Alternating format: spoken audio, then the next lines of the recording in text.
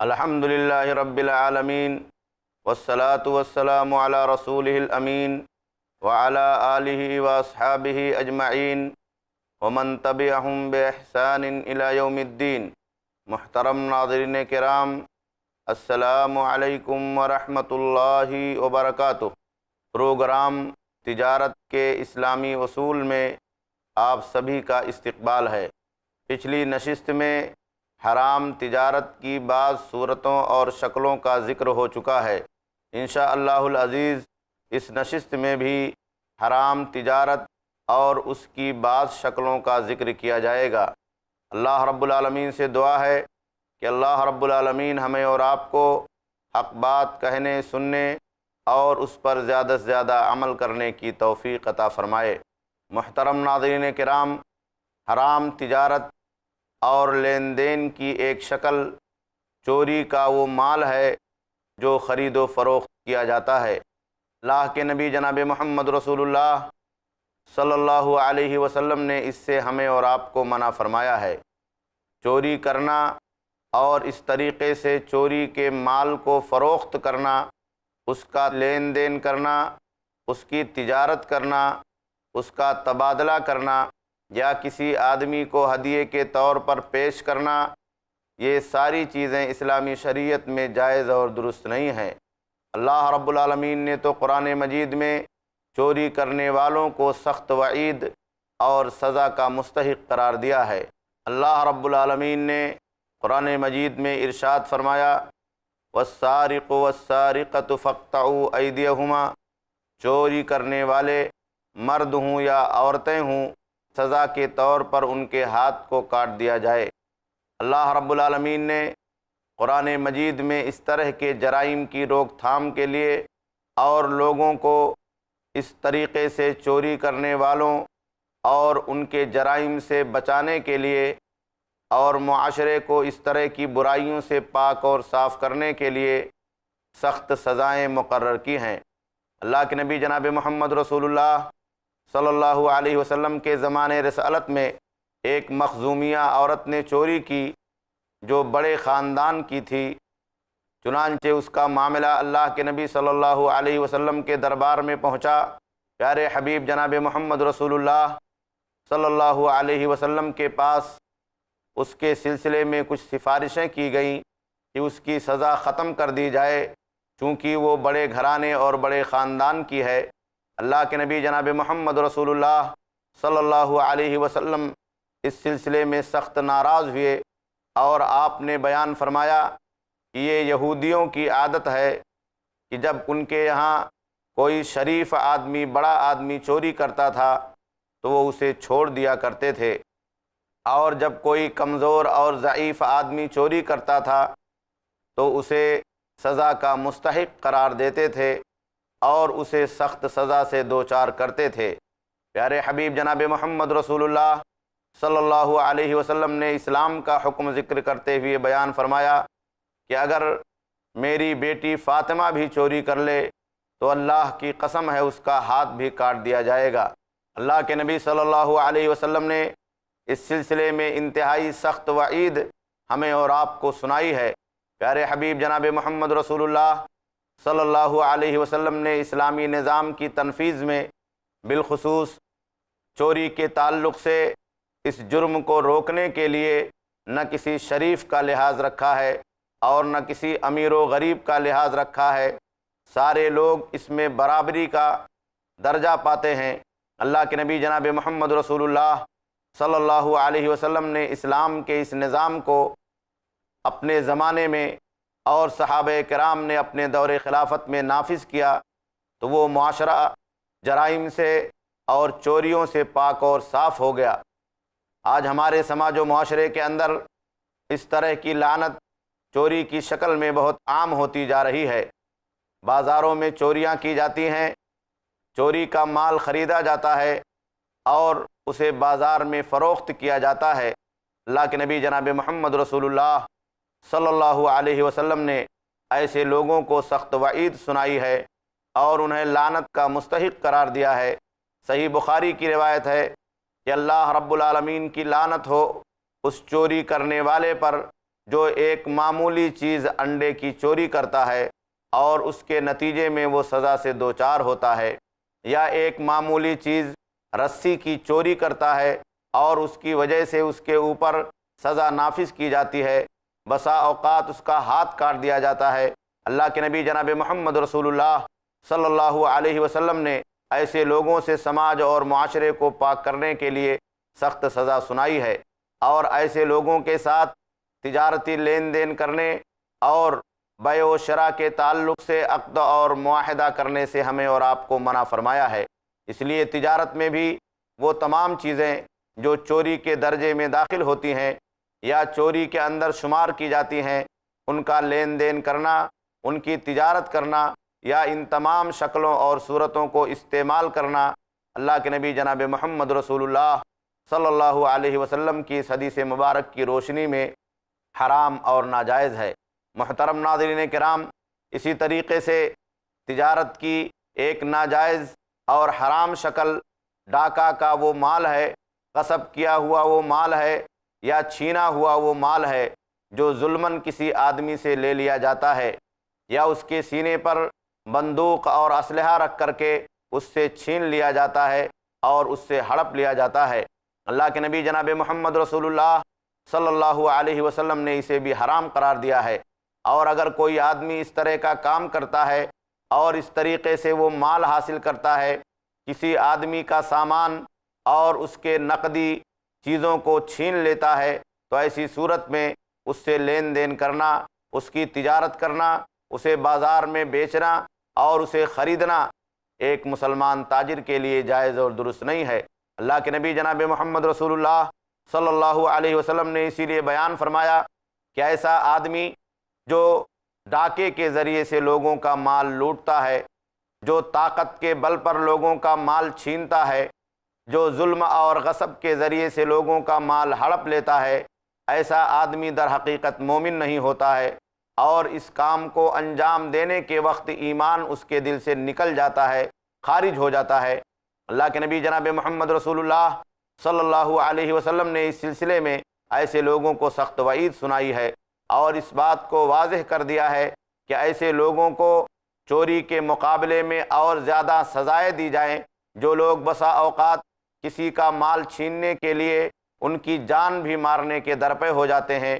ان کا خون بھی بہانے کے درپے ہو جاتے ہیں، قتل اور خونریزی پر آمادہ اور تیار ہو جاتے ہیں۔ پیارے حبیب جناب محمد رسول اللہ صلی اللہ علیہ وسلم نے ایسے لوگوں کو سخت وعید اور سزا سنائی ہے۔ محترم ناظرین کرام، اسی طریقے سے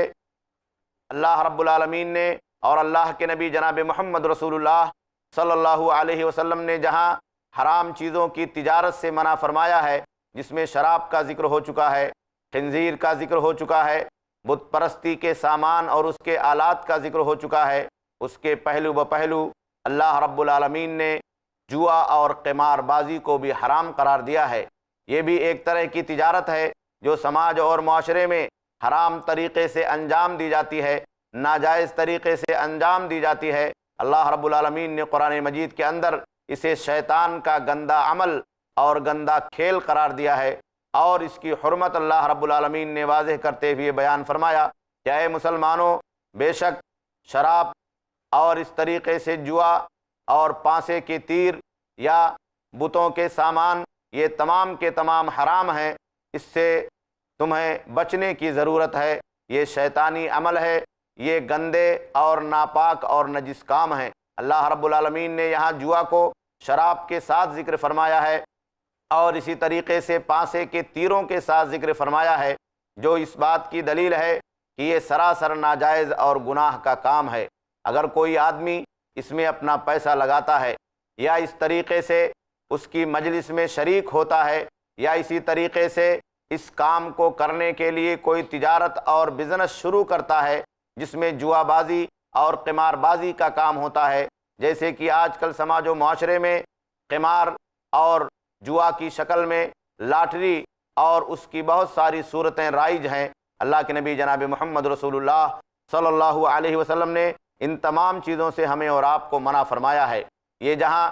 سماج و معاشرے کے اندر اختلاف کا ذریعہ ہے، لوگوں کی دولت اور ان کے کمائی کو بے جا طریقے سے نقصان پہنچانے کا ذریعہ ہے، وہیں حرام طریقے سے مال کما کر کے اپنی جیب بھرنے کا بھی ذریعہ اور سبب ہے۔ اللہ رب العالمین نے اور اللہ کے نبی جناب محمد رسول اللہ صلی اللہ علیہ وسلم نے اس طرح کی تجارت سے جو قمار کی شکل میں یا جوا کی شکل میں ہمارے سماج اور معاشرے میں انجام دی جاتی ہو، یا لاٹری کے نام پر اسے انجام دیا جاتا ہو، یا قرعہ اندازی یا تیر اندازی کے نام پر اسے انجام دیا جاتا ہو، قسمت کے پھلوں کو بتانے کی شکل میں انجام دیا جاتا ہو، ان تمام چیزوں کو اللہ رب العالمین نے اور اللہ کے نبی جناب محمد رسول اللہ صلی اللہ علیہ وسلم نے حرام قرار دیا ہے۔ ایک مسلمان تاجر کو چاہیے کہ وہ اس طرح کے کاموں کو اپنے کمائی کا ذریعہ نہ بنائے اور ایسے گندے اور خبیث کاموں کے اندر ملوث نہ ہو،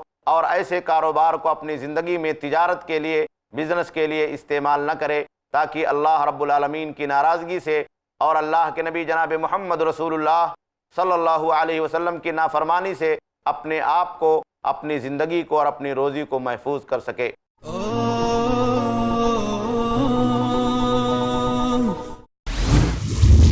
موت کی ہولناکیاں،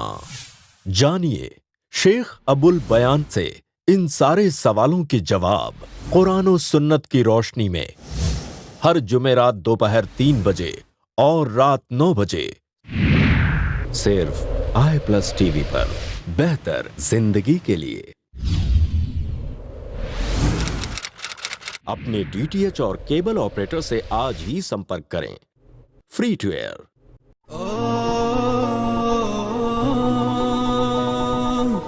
محترم ناظرین کرام، اسی طریقے سے اللہ کے نبی جناب محمد رسول اللہ صلی اللہ علیہ وسلم نے رشوت کو حرام قرار دیا ہے۔ اللہ کے نبی جناب محمد رسول اللہ صلی اللہ علیہ وسلم نے ایسے لوگوں کو سخت وعید سنائی ہے۔ آج ہمارے سماج و معاشرے میں رشوت کا چلن بہت عام ہو چکا ہے۔ ہر کام کے لیے، چاہے چھوٹا ہو یا بڑا ہو، رشوت آدمی کو پیش کرنا پڑتا ہے۔ اللہ کے نبی جناب محمد رسول اللہ صلی اللہ علیہ وسلم نے اسے حرام کمائی کا ذریعہ بتایا ہے۔ جہاں دینے والا اللہ رب العالمین کی نگاہ میں باعث لعنت ہے، ملعون آدمی ہے، وہیں لینے والا بھی اس سلسلے میں اللہ رب العالمین کی نگاہ میں باعث لعنت اور ملعون آدمی ہے۔ یہاں تک کہ اللہ کے نبی جناب محمد رسول اللہ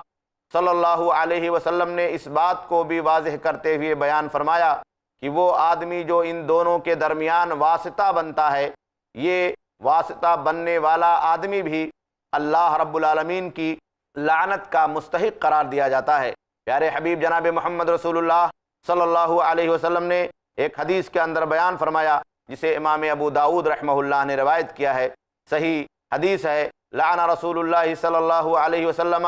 الراشی والمرتشی، وہ آدمی جو رشوت کا لین دین کرتا ہے، وہ آدمی جسے رشوت پہنچائی جاتی ہے، بالخصوص اگر یہ رشوت کسی آدمی کے حق کو ناجائز طریقے سے لینے کے لیے ہو تو شرعی اعتبار سے اس کی حرمت بڑھ جاتی ہے، اس کا گناہ اور زیادہ ہو جاتا ہے۔ آج مسلم سماج میں یا اسی طریقے سے دنیا کے اندر بہت سارے لوگ اس طریقے کے پائے جاتے ہیں کہ انہوں نے رشوت کو اپنی ایک عادت بنا لیا ہے۔ کسی آدمی کا حق ہو یا ناحق ہو، تمام چیزوں پر وہ رشوت کا مطالبہ کرتے ہیں اور اس طریقے سے لوگوں کی جیب سے ان کی دولت کو لوٹنے کا کام کرتے ہیں۔ اللہ کے نبی جناب محمد رسول اللہ صلی اللہ علیہ وسلم کی وعید پر ایسے لوگوں کو توجہ دینی چاہیے کہ وہ اللہ رب العالمین کی رحمت سے اور تجارت میں اللہ رب العالمین کی طرف سے آنے والی برکت سے اور اللہ رب العالمین کی رحمت سے مایوس کر دیے جاتے ہیں اور اس سے دور کر دیے جاتے ہیں۔ ہمارے سماج و معاشرے کے اندر رشوت آج ایک لعنت کی شکل میں ہمارے اور آپ کے اوپر مسلط کر دی گئی ہے۔ اللہ رب العالمین ہمیں اور آپ کو اس سے بچائے۔ سماج کے لوگوں کو چاہیے اور سماج کے ذمہ داروں کو چاہیے کہ وہ رشوت سے پاک و صاف معاشرے کی تشکیل کے لیے سماج و معاشرے میں اپنا کردار ادا کریں۔ جس آدمی کا حق ہو اسے ناحق پریشان نہ کیا جائے، اس کے اوپر ظلم اور جبر نہ کیا جائے اور ناحق طریقے سے لوگوں کی، عوام کی دولت کو نہ لوٹا جائے۔ یہ سراسر حرام اور گناہ کا کام ہے، ایک بہت بڑے جرم کا کام ہے، جس سے سماج و معاشرے کے اندر یہ لعنت پنپتی ہے اور لوگوں کے درمیان اختلافات بڑھتے ہیں، ظلم اور تشدد اور اسی طریقے سے اس کی مختلف شکلوں کو رواج ملتا ہے، نتیجہ یہ ہوتا ہے کہ انصاف کا خاتمہ ہو جاتا ہے اور آدمی انصاف نہ پا کر کے نہ جانے کون کون سی حرکتیں کرنے کے لیے مجبور ہوتا ہے۔ ہمیں اور آپ کو چاہیے کہ ہم اور آپ اس طرح کی لعنت سے اپنے آپ کو محفوظ کریں، اپنے آپ کو بچائیں، تاکہ ہمارا سماج اور معاشرہ پاک اور صاف ہو۔ رشوت کے ذریعے سے جو کمائی حاصل کی جاتی ہے وہ دراصل حرام کمائی کے اندر ہے جو آدمی کی جیب میں آتی ہے، اور اللہ کے نبی جناب محمد رسول اللہ صلی اللہ علیہ وسلم نے اس طرح سے مال حاصل کرنے سے اور اسے اپنی روزی کا ذریعہ بنانے سے اور اسے منافع کے طور پر لینے سے ہمیں اور آپ کو منع فرمایا ہے۔ اس سے اللہ کی ناراضگی حاصل ہوتی ہے اور اللہ رب العالمین کے ہاں ہمیں اور آپ کو ہر چیز کا حساب و کتاب دینا پڑے گا۔ اللہ کی بارگاہ میں حرام کمائی حاصل کرنے والا انسان کیسے اللہ رب العالمین کے ہاں جواب دے سکتا ہے اور کس طریقے سے وہ اپنے آپ کو اللہ رب العالمین کی پکڑ سے بچا سکتا ہے، یہ ہمارے اور آپ کے لیے سب کے لیے قابل غور معاملہ ہے۔ ناظرین کرام، اسی طریقے سے حرام کمائی کا ایک ذریعہ خیانت کے ذریعے سے حاصل کیا ہوا مال ہے۔ کسی کے مال میں خیانت کرنا، کسی کی رکھی ہوئی امانت میں خیانت کرنا، یا اسی طریقے سے غبن کے ذریعے سے اور بے ایمانی کے ذریعے سے کسی کا مال لے لینا، یہ خیانت کے اس زمرے میں داخل ہوتا ہے جسے اللہ رب العالمین نے اور اللہ کے نبی جناب محمد رسول اللہ صلی اللہ علیہ وسلم نے حرام قرار دیا ہے۔ قرآن مجید میں اللہ رب العالمین نے اس بات کو واضح طور پر بیان فرمایا کہ یہ خیانت کا مال دراصل غلول اور بے ایمانی کا وہ مال ہے جسے انسان قیامت کے دن اللہ رب العالمین کی بارگاہ میں لے کر کے آئے گا۔ وَمَن يَغْلُلْ يَأْتِ بِمَا غَلَّ يَوْمَ الْقِيَامَةِ، دنیا میں اگر کوئی آدمی خیانت کرے گا تو اس خیانت کو اگرچہ دنیا میں چھپا لے جائے، لوگوں کی نگاہوں سے اپنے آپ کو بچا لے جائے اور لوگوں کو معلوم نہ ہو کہ اس نے کسی کی امانت میں یا کسی کے مال میں یا کسی کی جائیداد اور پراپرٹی میں خیانت کیا ہے اور خیانت کے ذریعے سے بے ایمانی کے ذریعے سے مال حاصل کیا ہے، لیکن قیامت کے دن اللہ رب العالمین کی بارگاہ میں اسے پیش ہونا پڑے گا اور ساری چیزیں اللہ رب العالمین کی بارگاہ میں واضح ہو جائیں گی۔ اللہ کے نبی جناب محمد رسول اللہ صلی اللہ علیہ وسلم نے یہاں تک بیان فرما دیا کہ اگر کوئی آدمی کسی اونٹ کو خیانت کے طور پر لیتا ہے، اگرچہ دنیا میں اسے چھپا لے جائے، قیامت کے دن وہ اللہ کی بارگاہ میں اس حالت میں پیش ہوگا کہ وہ اونٹ کو اپنی گردن پر لادے ہوگا۔ ایسے ہی اگر کوئی آدمی بکری خیانت کر لیتا ہے، قیامت کے دن وہ اللہ رب العالمین کی بارگاہ میں اپنی گردن پر اسے لاد کر لائے گا۔ اللہ کے نبی جناب محمد رسول اللہ صلی اللہ علیہ وسلم نے ایسے لوگوں کو سخت وعید سنائی تھی اور انہیں جہنم کا مستحق قرار دیا تھا جو لوگ مال غنیمت میں خیانت کیا کرتے تھے۔ مال غنیمت کے کسی سامان کو چاہے بڑا ہو یا چھوٹا ہو اسے چپکے سے چھپا لیا کرتے تھے۔ اللہ کے نبی جناب محمد رسول اللہ صلی اللہ علیہ وسلم نے اسے غلول کا نام دیا اور اس سے ہمیں اور آپ کو اور مسلم معاشرے کو روکا اور اس سے بچنے کی ہمیں اور آپ کو تلقین کی۔ پیارے حبیب جناب محمد رسول اللہ صلی اللہ علیہ وسلم نے اسی لیے صحیح بخاری اور مسلم کی اس روایت کے اندر بیان فرمایا ہے کہ خیانت کرنا، کسی کی امانت میں بے ایمانی کرنا، یہ دراصل مومن کی نہیں بلکہ منافق کی نشانی ہے۔ اللہ کے نبی جناب محمد رسول اللہ صلی اللہ علیہ وسلم نے جہاں منافق کی 3 نشانیوں کو ذکر فرمایا ہے کہ جب وعدہ کرے تو وعدے کو توڑ دے، جب بات کرے تو جھوٹ بولے، اور اسی میں اللہ کے نبی صلی اللہ علیہ وسلم نے بیان فرمایا وَإِذَا تُمِنَ خَانَ، جب اس کے پاس کوئی چیز امانت کے طور پر رکھ دی جائے تو اسے خیانت کر کے کھا لے یا اس کے اندر بے ایمانی کر جائے یا اسی طریقے سے خیانت کر کے اس مال کو ہڑپ کرنے کی کوشش کرے۔ پیارے حبیب جناب محمد رسول اللہ صلی اللہ علیہ وسلم نے اسے منافق کی نشانی قرار دیا ہے۔ اسی طریقے سے اللہ کے نبی جناب محمد رسول اللہ صلی اللہ علیہ وسلم جب کسی صحابی کو یا کسی آدمی کو صدقات کی وصولی کے لیے،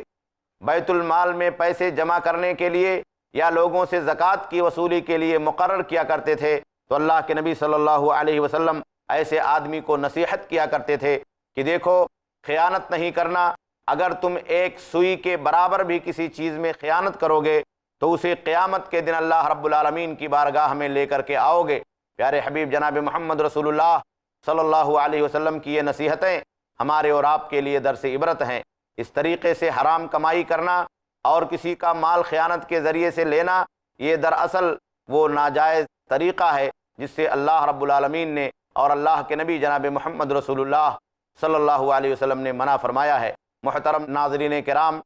تجارت کی یہ حرام شکلیں جو آپ کے سامنے پیش کی گئی ہیں، اس کے علاوہ بہت ساری شکلیں تجارت کی ہیں جو حرام اور ناجائز تصور کی جاتی ہیں۔ ان میں ایک خاص بات جو جدید معاشی نظام کے تعلق سے میں آپ حضرات کے گوشے گزار کرنا چاہتا ہوں، وہ یہ ہے کہ آج ہمارے اور آپ کے سماج و معاشرے کے اندر جدید معاشی نظام کی شکل میں بہت ساری چیزیں روزانہ نئے اور ماڈرن طریقے سے پیش کی جاتی ہیں، چاہے وہ بینکنگ کا سسٹم ہو یا اسی طریقے سے سود اور بیاج کا نیا طریقہ ہو، نئے نئے ناموں سے اسے ہمارے اور آپ کے درمیان پیش کیا جاتا ہو۔ شیئر مارکیٹ کی بات ہو، بیمہ اور انشورنس کی بات ہو، مختلف قسم کے کریڈٹ کارڈوں کی بات ہو، یا بینکوں سے لیے گئے لون اور قرض جات کی بات ہو، مختلف قسم کے فنڈز کی بات ہو، یا اسی طریقے سے بانڈز پیپر کی بات ہو جس کے ذریعے سے کسی چیز کا سودا کیا جاتا ہے، یہ تمام جدید چیزیں ہمارے اور آپ کے لیے اسی صورت میں جائز اور درست ہیں جب یہ خلاف شریعت نہ ہوں، اللہ کے نبی جناب محمد رسول اللہ صلی اللہ علیہ وسلم کے بتائے ہوئے تجارت کے وصول کے مخالف نہ ہوں، اور خاص طور پر اس میں سود کی آمیزش نہ ہو۔ اگر سود کی آمیزش ہے تو پیارے حبیب جناب محمد رسول اللہ صلی اللہ علیہ وسلم نے ایسی تمام چیزوں سے ہمیں اور آپ کو منع فرمایا ہے۔ یہ نظام دراصل یورپ سے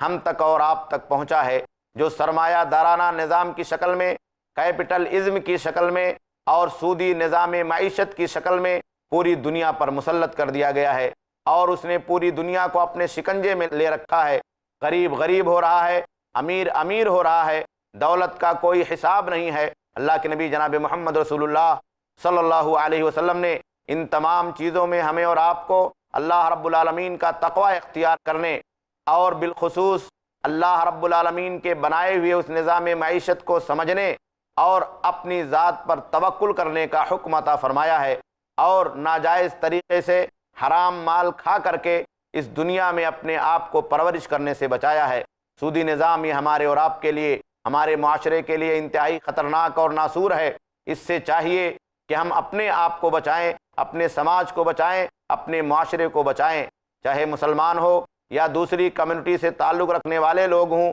سارے لوگ اس تعلق سے بہت ہی پریشان حال ہیں اور معاشی بحران کے شکار ہیں۔ محترم ناظرین کرام، پروگرام کا وقت اسی پر ختم ہوتا ہے۔ والسلام علیکم ورحمۃ اللہ وبرکاتہ۔